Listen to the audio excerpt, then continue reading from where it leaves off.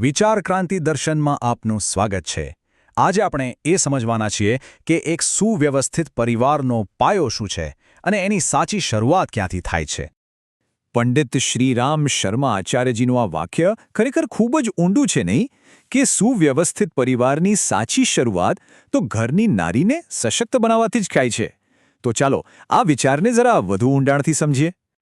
તો આ આખી વાતને સમજવા માટે આપણે એક ખૂબ જ મહત્વના કન્સેપ્ટને સમજવો પડશે અને એ છે ગૃહલક્ષ્મી। જુઓ, ગૃહલક્ષ્મી એટલે ખાલી એક નામ કે પદવી નથી, એ તો ઉદારતા અને વ્યવસ્થાનું જીવંત સ્વરૂપ છે। સાચું કહીએ ને તો એ ઘરનો આધ્યાત્મિક અને સંગઠનાત્મક એમ બંને પ્રકારનો આધારસ્તંભ છે।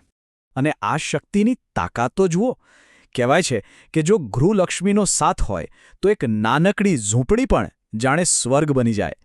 આ કેટલી મોટી વાત છે।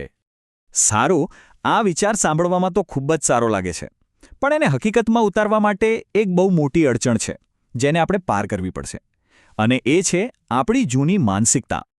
એટલે એક બાજુ છે જૂની સામંતશાહી માનસિકતા, જે સ્ત્રીને ફક્ત એક દાસી કે સેવિકા તરીકે જ જુએ છે, અને બીજી બાજુ 21મી સદીનો આધુનિક વિચાર છે જે કહે છે કે આ યુગ તો નારીના વર્ચસ્વનો છે।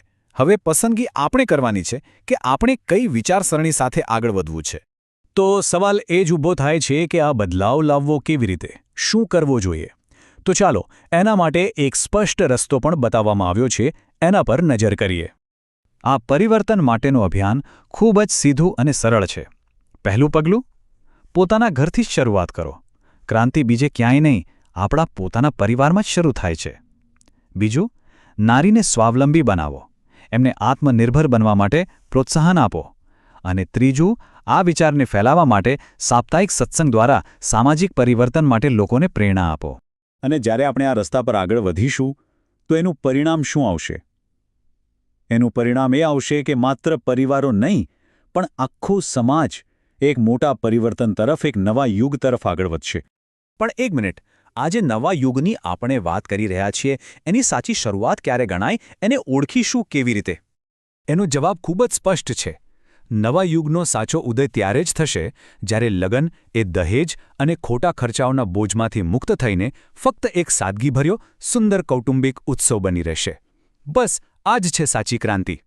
તો આ આખી વાત સમજ્યા પછી એક સવાલ આપણી જાતને પૂછવા જેવો છે, આ નવા યુગના નિર્માણમાં, આ મોટા પરિવર્તનમાં આપણે પોતે આજથી જ એવું તો કયું પહેલું પગલું લઈ શકીએ